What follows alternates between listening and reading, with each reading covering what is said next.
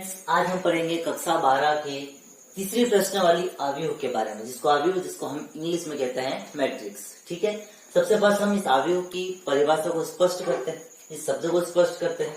तो अवयव का मतलब होता क्या है आखिर? अवयव जो है वो समान राशियों का एक व्यवस्थित क्रम है। यह व्यवस्थित क्रम वर्गाकार भी हो सकता है और आयताकार भी हो सकता है। इससे हम बात करें, सबसे फर्स्ट इसकी परिभाषा लिखेंगे तो परिभाषा हमारे पास क्या हो जाएगी?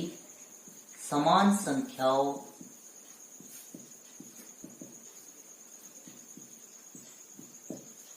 का व्यवस्थित क्रम जो है वह कहलाता है अवयव। ठीक है, यह व्यवस्थित क्रम किस टाइप से हो सकता है? वो व्यवस्थित क्रम वर्गाकार भी हो सकता है और आयताकार भी हो सकता है।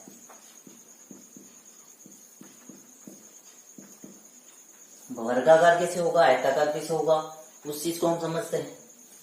मान लो हमारे पास ए कोई अवयव है जिसको मैंने यहां लिख दिया A11, A12, A21, A22, इस तरह से इसको लिख दिया मैंने। तो यहाँ जो अवयव बन रहा है वो किस टाइप का बन रहा है? वर्गाकार। वर्गाकार कैसे बन रहा है? इसमें कितनी पंक्तियां हैं? 2 पंक्तियां हैं और स्तंभ भी कितने हैं? 2 हैं। वर्गाकार हो गया। तो इसमें क्रम जो बनेगा अवयव का क्रम, उसको यहाँ पर लिखेंगे किस क्रम का है। जैसे हमने मान लिया पंक्तियां कितनी है, इसमें 2 पंक्तियां हैं, स्तंभ कितने हैं? 2 स्तंभ हैं। तो इसका क्रम जो होगा वो क्रम क्या हो जाएगा? 2 इंटू 2 का। इसी तरह दूसरे अवयव की बात करते हैं। बी अवयव है हमारे पास A11, A12, A13, A21, A22 और A23, ये अवयव है। अब इस अवयव में देखें तो हमारे पास पंक्तियां कितनी हैं? 2 पंक्तियां हैं और स्तंभ कितने हैं? हमारे पास 3 स्तंभ हैं। तो इसका जो क्रम बनेगा वो किस टाइप का बनेगा? 2 इंटू 3। क्रम में क्या होता है, सबसे पहले जो हम लिखेंगे वो तो पंक्तियों की संख्या लिखेंगे और इंटू के बाद में जो संख्या लिखेंगे वो किसकी लिखेंगे? स्तंभों की संख्या लिखेंगे। तो यह अवयव किस क्रम का बनेगा? 2 इंटू 3 का। अब यहाँ पर देखो, ये तो वर्गाकार था, यहाँ पर देखोगे यहाँ पर 3 स्तंभ है लेकिन अवयव कितने हैं? 2 हैं। व्यवस्थित क्रम में चल रहा है, ऐसे तो हो नहीं रहा है कि यहाँ से गायब हो गया, ऊपर 2 है और नीचे 3 है, इस टाइप से नहीं बनेगा। अगर ऊपर 3 अवयव लिखे हुए हैं इसका मतलब क्या हुआ? नीचे भी अवयव की संख्या कितनी होगी? 3 होगी। मतलब व्यवस्थित क्रम में ये जमेंगे। ठीक है, तो ये कौन सा आकार हो गया? आयताकार। ये वर्गाकार और ये हो गया हमारे पास आयताकार। नेक्स्ट हम अवयव के प्रकारों की बात करें। अवयव कितने प्रकार के होते हैं, किस प्रकार के होते हैं? ठीक है,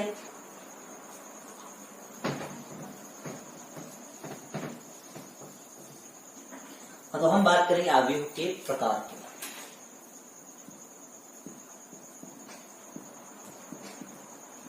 अवयव कितने प्रकार के होते हैं उनकी परिभाषा स्पष्ट करते हैं। सबसे पहला जो अवयव का प्रकार है वह प्रकार है पंक्ति अवयव। पंक्ति अवयव, इसको कहते हैं हम रो मैट्रिक्स। पंक्ति अवयव क्या कहलाता है? जिसमें अवयवों की संख्या सिर्फ पंक्ति में हो। जैसे हमारे पास ए कोई अवयव है, इसको मैंने लिख दिया A11, A12, A13, इस टाइप से। तो ये कौन सा अवयव हो गया? पंक्ति अवयव, जिसमें सिर्फ एक पंक्ति होती है। तो पंक्ति अवयव की परिभाषा लिख सकते हो, ऐसा अवयव जिसमें क्या हो? सिर्फ एक पंक्ति हो, जिसमें सिर्फ एक पंक्ति हो।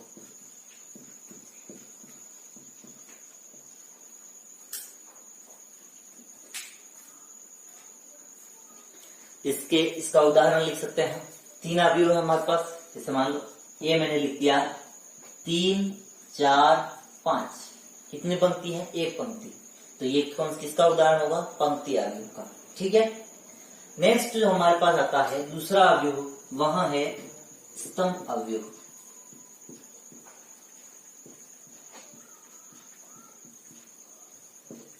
स्तंभ अवयव जिसको हम कहते हैं कॉलम मैट्रिक्स।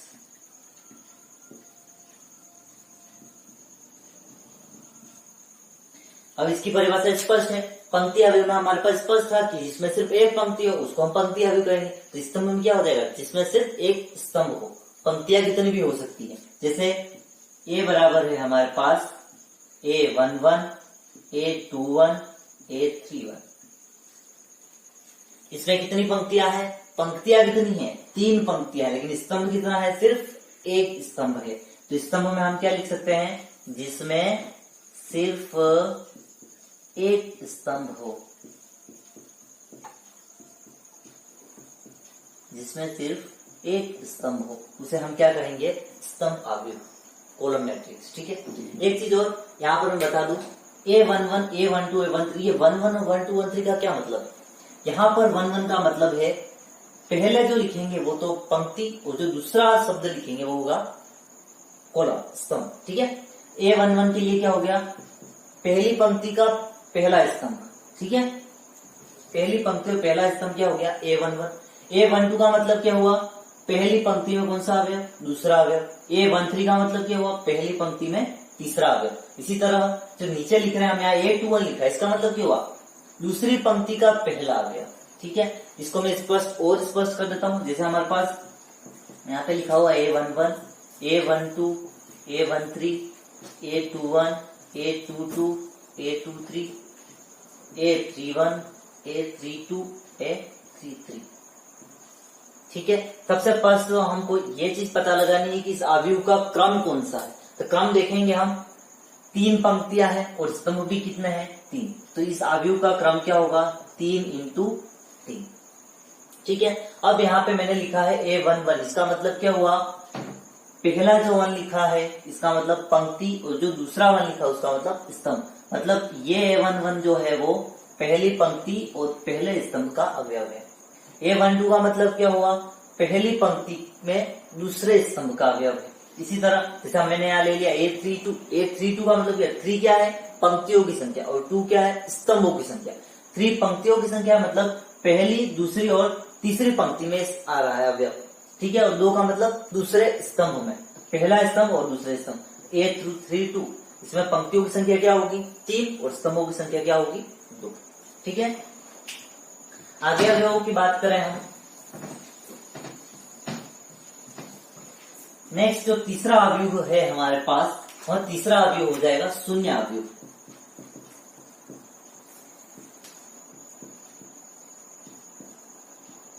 शून्य अवयव, शून्य अवयव की परिभाषा हम क्या लिख सकते हैं कि ऐसा अवयव जिसका प्रत्येक अवयव क्या हो, शून्य हो, जिसका प्रत्येक अवयव शून्य हो।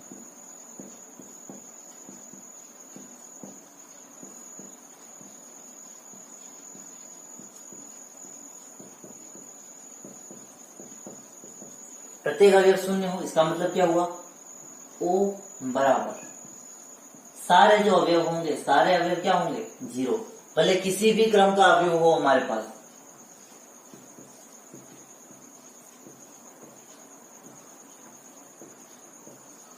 ये किस क्रम का अवयव है, 2 × 2, वो लिख दिया यहाँ पर 2 × 2 का। ये किस क्रम का है, 2 पंक्ति 3 स्तंभ, किस टाइप का हो जाएगा ये, 2 × 3 क्रम का अवयव। ठीक है।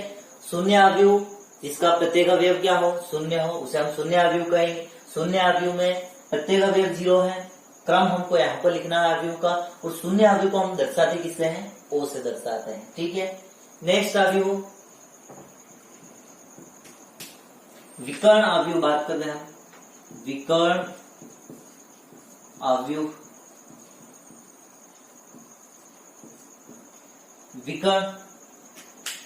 विकर्ण अवयव में मतलब जिसमें विकर्ण के अलावा सभी अवयव शून्य हो।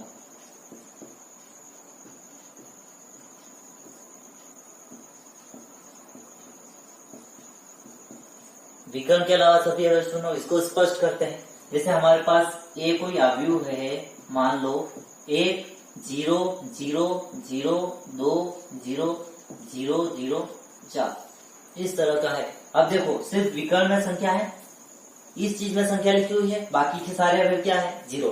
तो इस प्रकार के अवयव को हम क्या कहेंगे, विकर्ण अवयव। और इसका ये चीज ध्यान रखना, अवयव का क्रम यहाँ पर लिखना जरूरी है। जैसे यहाँ पर कितने हैं, 3 पंक्तियां हैं और स्तंभ कितने हैं, 3। तो 3 इंटू, आ गई बात समझ में, विकर्ण अवयव।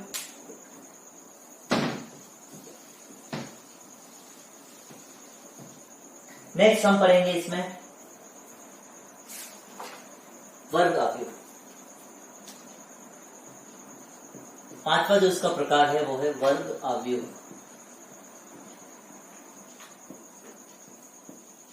वर्ग अवयव मतलब जिसमें अवयवों की संख्या क्या हो, वर्गाकार हो। मतलब इसका क्रम जो बनेगा वो किस टाइप का बनेगा, 2 इंटू 2 या 3 इंटू 3, 4 इंटू 4, इस तरह का। मतलब जितनी पंक्तियां होगी उतने ही क्या होंगे, स्तंभ होंगे। तो वर्ग अवयव में हम लिख सकते हैं इसका उदाहरण, a बराबर 1 2 3 4, क्या बना, वर्गाकार। क्रम क्या हो गया, 2 इंटू 2 का। इसी तरह से b मैंने कोई दूसरा अवयव ले लिया, 1 3 5 2 3 -7, इस तरह का। और एक और 3 6 9, तो ये कौन सा अवयव हो गया, वर्गाकार अवयव या वर्ग अवयव कहते हैं। ठीक है, इसमें क्रम कौन सा हो गया, 3 इंटू 3 का। 3 ही पंक्तियां और 3 क्या है, स्तंभ है। अगर मैं इसकी बात करूं, 1 2 3 4 5 6, इसकी बात करूं तो ये क्या होगा, आयताकार अवयव होगा, ये वर्ग अवयव नहीं होगा। ठीक है, आगे हम बात करें अदिश अवयव की।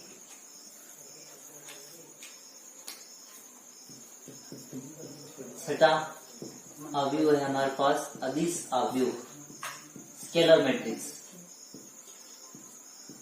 अदिश अवयव में क्या होता है, जैसे हमारे पास कोई अवयव है a,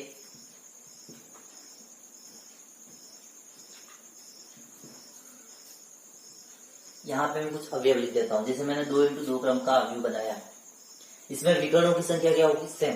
जैसे मैंने यहाँ लिख दिया 5, यहाँ लिख दिया 0, यहाँ लिख दिया 0 और यहाँ लिख दिया 5, क्या है, सेम है। अगर इसको चेंज भी करोगे तो भी क्या आएगा, सेम ही आएगा। इसी तरह मैं दूसरा अवयव लिख देता हूँ यहाँ पर 3 0 3 0 3 0 और 0 0 3, ये भी क्या हो गया, अदिश अवयव। ठीक है, नेक्स्ट हम पढ़ेंगे इसका 7वां प्रकार। 7वां प्रकार जो होता है वह होता है त्रिभुजाकार अवयव।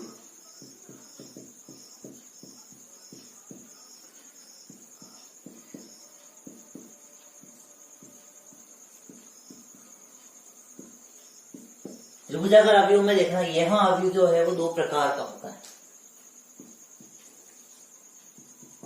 एक तो ऊपरी त्रिभुजाकार अवयव और दूसरा होता है निचला त्रिभुजाकार अवयव।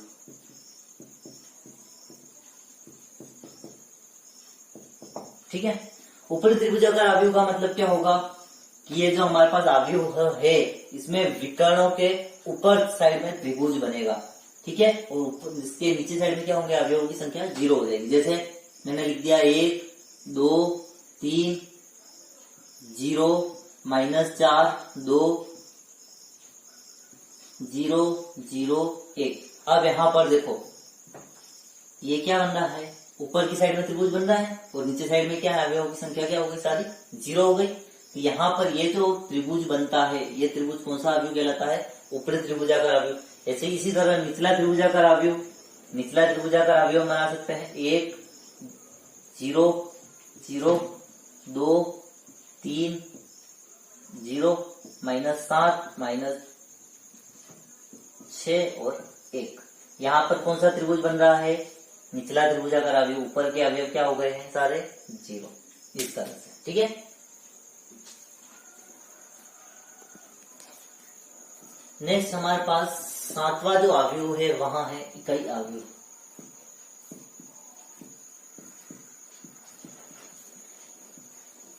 इकाई अवयव की बात करें तो यहाँ पर होगा जो भी, जैसे हमारे पास विकर्णों में, जिसमें विकर्ण के अवयव, विकर्ण के अवयव विकर्ण के अवयव क्या होंगे, एक होंगे,